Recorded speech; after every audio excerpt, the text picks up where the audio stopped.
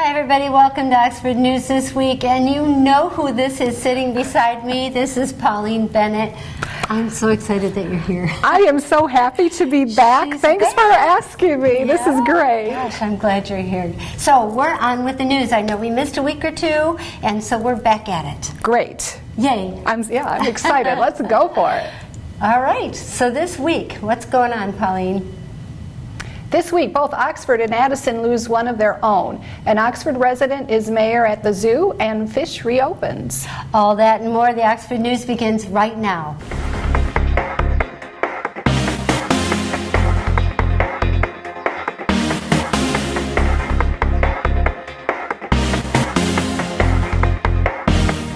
It came as a total surprise when Addison Township Board was informed that Chuck Sargent had passed unexpectedly last month. Having just been voted into the township trustee position in November, Chuck was well received by his peers for doing the research and being educated on all topics. Prior to serving on the township board, 78-year-old Sargent was a member of both the Planning Commission and Zoning Board of Appeals. A former U.S. Marine, Sargent served active duty from 1963 to 1967. Addison Township Supervisor Bruce Pearson said Sargent was very passionate and precise about doing good things in government and for the township that he lived in for many years. As a member of the Lakeville Property Owners Association, Chuck contributed to starting the boat parade, which continues to this day. All who knew him will notice the void he's left in his passing. The memorial service is scheduled for Saturday, July 17th from 12 to 1 at the Porter Moats Funeral Home in Rochester.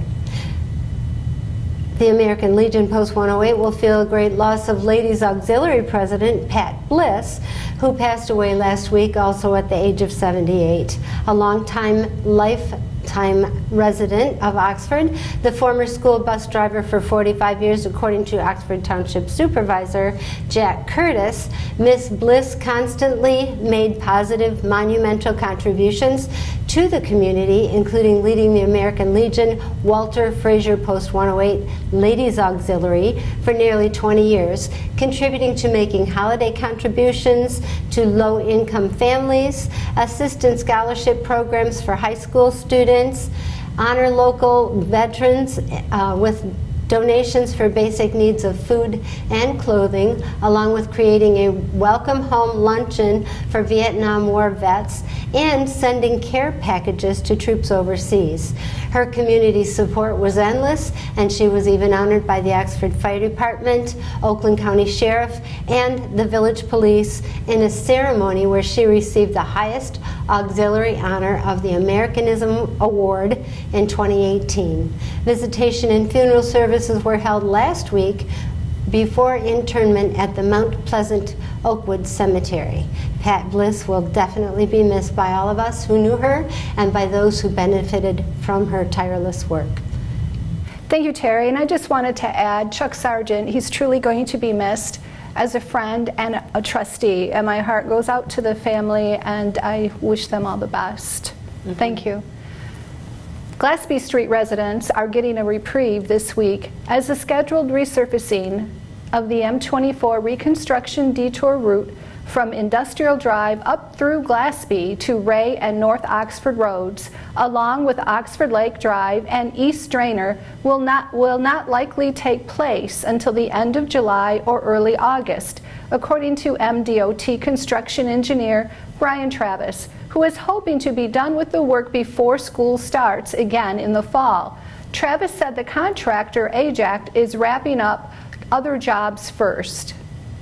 And thanks to Oxford resident County Commissioner Mike Spiz, the Oakland County Board of Commissioners adopted a resolution sponsored by Spiz to secure more than $21,000 for the villages of Leonard, Ortonville, and Oxford. the county local road improvement program to help with road maintenance and repairs. Leonard will see more than $3,000 to help with local improvements. Ortonville will use more than $5,000 to fill fatigue cracks on local roads, and Oxford plans to use more than $13,000 to improve drainage on Hudson Street. According to SPIS, the upgrades will improve safety and accessibility to our downtown areas. Thanks, Mike. Pauline? With all that rain we've had lately, area lakes are suffering high bacteria levels from the stormwater runoff. According to the Michigan Department of Environmental Services, in our area, Handsome Lake at Crossroads for Youth was closed until July 5th. The closure did not affect most residents, as it has been a private beach access and the only beach in the area that was closed, according to Oakland County Health Department. The division monitors more than 100 beaches on 59 lakes in the county for E. coli bacteria levels once a week during the summer. The program begins the first week of June and ends in August. In the past, Scripter was closed to the E. coli bacteria, which is often caused from wildlife waste. It's a tradition held in Leonard since 1952, but for the past 2 years, the Leonard Council made the tough choice to cancel the Leonard Strawberry Festival due to complications of COVID-19. The decision had to be made months ago at a time when plans should be started to host the festival, but it was a time when Michigan was still spiking in cases. At that time, the Addison Township Firefighters Association were not comfortable serving strawberry sundaes to the public, and the festival committee felt it would not be a strawberry festival without the fire department participation. According to the fire chief, Jerry Morosky, due to close contacts leading the frequent quarters of crew, they didn't want to take extra risks. Both Chief Morosky and Leonard Village President assured folks that bearing any future issues with the virus, the festival will return next year to celebrate the 70th anniversary of that event. For now, they're still holding a block party for July 17th, so plan on attending. Pauline? Another entity affected by the virus is Oxford Orion Fish. For the past 16 months, Oxford Orion Fish closed the pantry doors, and volunteers resorted to the time-consuming process of pre-packaging boxes of groceries, giving them out to the clients who called ahead to schedule a pickup time. Opening the pantry again will allow the clients more freedom of choice. The pantry is also a community garden led by the volunteer Elizabeth Haugen-Dorgan, and I'm sorry for that, with vegetables to add to the pantry choices. Thanks to Dan Davis for donating the property to grow their goods. Pantry volunteers are also collecting school supplies for the upcoming school year. Backpacks and supplies such as line paper, folders, pencils, markers, and scissors are needed. Donors can drop off items at the pantry from 9:40 a.m. to 1 p.m. Monday through Thursday until August 18th. Cash donations are also welcomed. Terry? Speaking of donations, Life Scout and high school junior Thomas Flickinger, and I hope I didn't mess that up, is seeking donations to buy lumber and hardware to rebuild the planter box and signposts at the Lake Villa MHC soccer field at Seymour Lake Township Park. The project is part of the Brandon students' efforts at attaining the rank of Eagle Scout. Flickinger says sprucing up public spaces like parks make them more inviting to the community, which leads to increased visitor use. To donate to this worthy cause and to help this young man earn the rank, call 248-260-8633. Pauline? Another amazing young man we need to talk about is Oxford resident Blake Myers, who was just sworn in for a 2-year term as mayor of the Amphibiaville at the Detroit Zoo. Amphibiaville is a 2-acre wetland village which is home to the National Amphibian Conservation Center. Zoological Society Executive Director Ron Kagan said the position helps to engage younger generation who have much to contribute as they grow and become stewards of this planet. To earn the title of mayor, Meyer submitted an essay of 100 words on what he could do to help amphibians, in which he promised to create a monthly newsletter and to organize a 5K race to benefit the Conservation Center, and to help educate others on how to preserve habitats and to create new ones. Myers developed his passion for amphibians when he learned of frogs having two lives, one as a tadpole with gills and a water life, and the other as frogs with lungs and land life. In honor of his mayorship, a plaque with his name and photo will be on display at the center throughout his term. Called the Disneyland for Toads, the center is a world-renowned state-of-the-art facility for amphibian conservation and research. Congratulations to Blake. Oxford is full of young achievers, and another is Joey Vicari, a 9-year-old motocross medal winner. Last February, at 8 years old, Vicari finished 3rd place in the Junior Supercross KTM Series in Houston, Texas. In August, he qualified for national finals at a family ranch of Loretta Lynn in Tennessee. Since then, Vicari secured one of 42 spots in the Monster Energy AMA Amateur National Motocross Championship in the 5cc Senior Limited Division. That was hard to say. While it may sound like an easy trip to the Nationals, the run was not a smooth one for Joey, as he suffered a broken collarbone while training in South Carolina. After a week of sitting it out, Joey started intense therapy, and a 23-day post-fracture, he raced the best of the best and pulled the national ticket. It seems it takes a lot of mental toughness for this 9-year-old to move on nationally. Congratulations, Joey. Good luck. Pauline?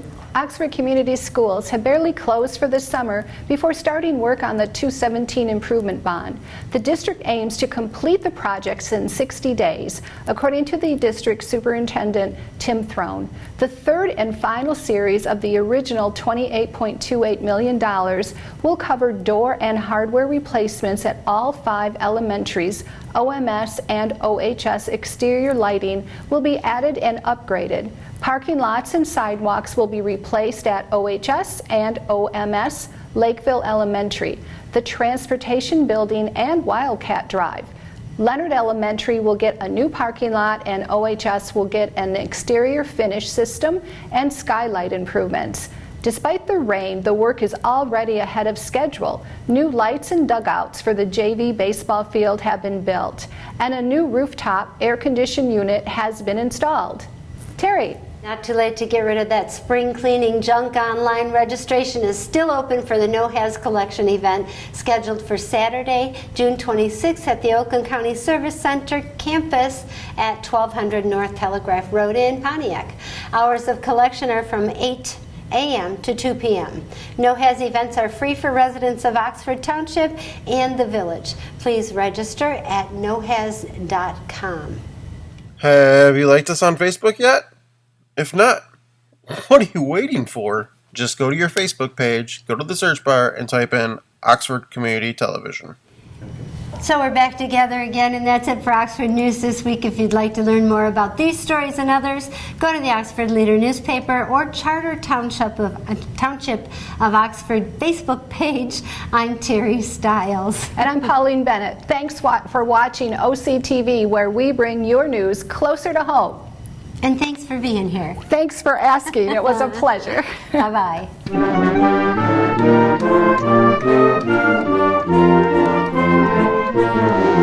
Do you hear that? It's a call to all Lake Orion Dragons. Come one, come all, to the 2021 LOHS Multi-Class Reunion.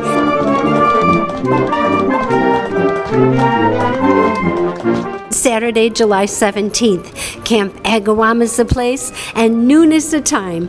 Reconnect to old classmates, share a dish to pass.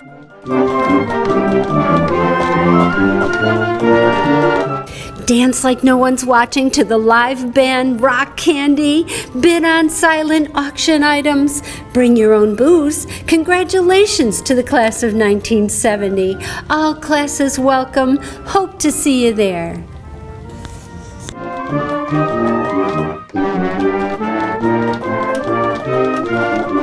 Go LOHS. Welcome to Auto Talk. I'm Dave Kenny, and this story is taken from Automotive News. Volvo Cars plans to make LiDAR sensor standard equipment in a new generation of its XC90 large crossover next year as part of a strategy to deploy more advanced safety and automated driving technologies that relies on precise images of the world around the vehicle. The decision by Volvo to fold LiDAR sensors into the base price of its vehicle is a bet that customers will pay for the additional capability. It's been called a watershed moment by some in the industry. The Swedish automaker, owned by China's Geely Group, is taking a sharply different road from rival Tesla, which has shunned LiDAR and radar and is focusing on just cameras and software for its automated driving systems. Self-driving car sensors startup Luminar Technologies will supply Volvo Cars with its Iris, LiDAR, and Sentinel software in combination with software from Volvo in the electric XC90 crossover that will be built in South Carolina and go on sale in 2022, the company said. The new technologies are designed to address traffic situations that often result in severe injuries and fatalities. Over time, the technology will become more capable and will increasingly intervene to prevent collisions, the company said. LiDAR sensors, which use laser light pulses to render precise images of the environment around the car, are seen as essential by many automakers to enable obstruction or obstacle detection and avoidance in advanced driving assistance systems and eventually in fully automated vehicles. Until now, LiDAR has been too costly for automakers to implement as anything other than an option that costs extra. Luminar CEO Austin Russell said the pricing of its LiDAR is on the order of about $1,000 a unit. Volvo Cars Chief Technology Officer Henrik Green said the cost is not the focus for the Swedish auto brand. He said subsequent vehicles will add the LiDAR package as standard and that this continues Volvo's car history of being first to standardize many safety features, including 3-point seatbelts and side impact airbags. The system will aim to provide automated driving, but only on highways, Luminar has said. It will use a computing chipset from NVIDIA and also use cameras and radar sensors in addition to Luminar's LiDAR unit, but can be made to work with the cameras and radars that many automakers already included in their vehicles. Well, that's it for this edition of Auto Talk. I'm Dave Kenny, and we'll be right back.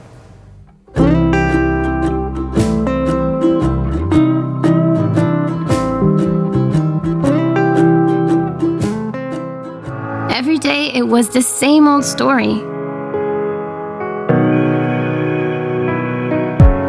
I worked hard to make sure no one noticed what I was dealing with, but my stomach never cared where I was.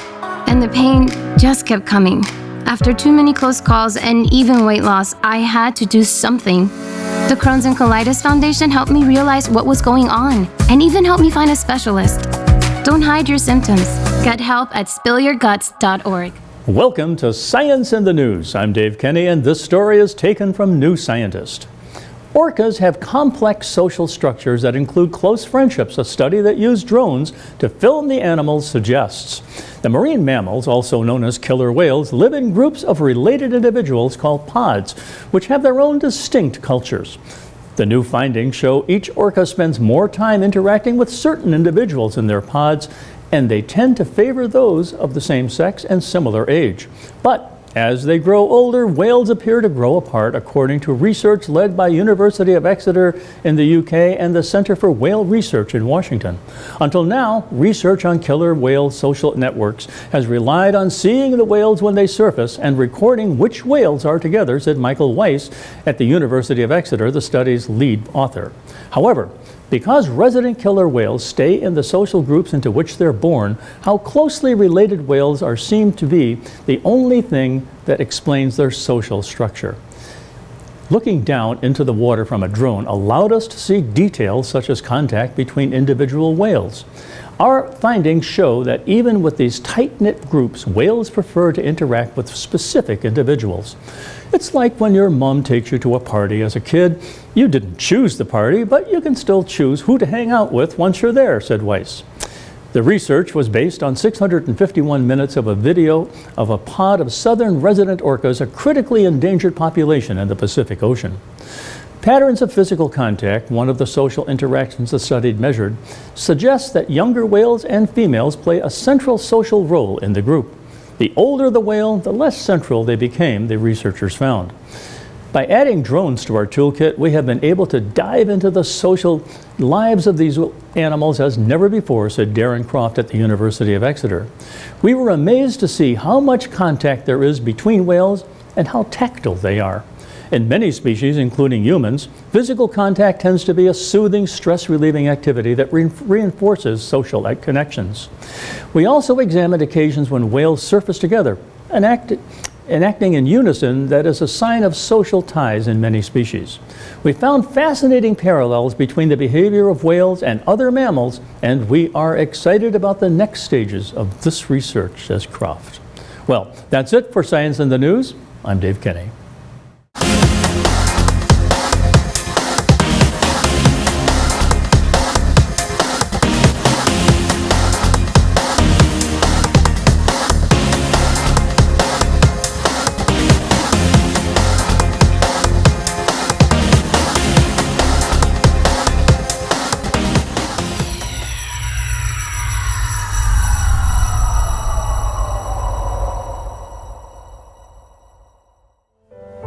There's a hidden problem going on right now in our community. This past year has created tremendous financial stress on families. Many are having to make sacrifices they've never had to face before. Some are even going hungry. But there's also something amazing going on behind the scenes. Samaritan House, the Manna Food Pantry, Capax Kitchen, the Oxford Orion Fish Food Pantry, just to name a few.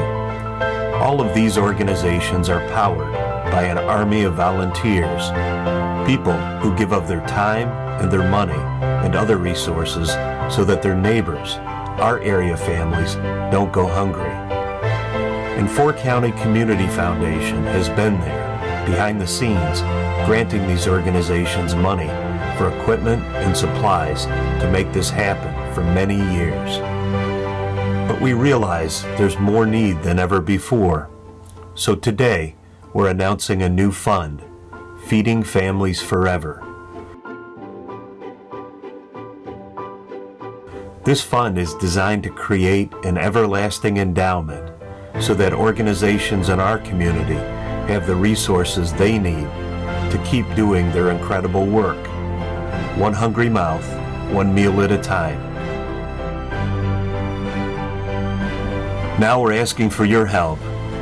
If you're ready to step up and help support us and see that no one ever goes hungry in our area, just follow the link provided and let's feed families forever.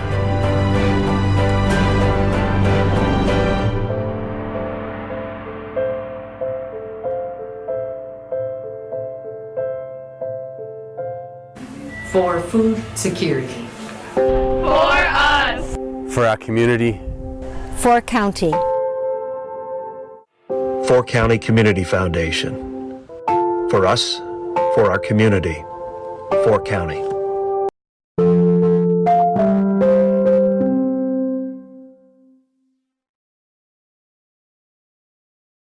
Every year, distracted drivers are responsible for nearly 2.5 million car crashes. The National Safety Council reports cell phone use while driving leads to 1.6 million crashes. The NSC reports 1 out of every 4 car accidents in the United States is caused by texting and driving. Texting or reading text takes your eyes off the road for at least 5 seconds. How you doing, man? So if you were traveling at 55 miles per hour, you're essentially driving the length of an entire football field blindfolded. Once a driver has been distracted, it takes only 3 seconds for a car crash to occur.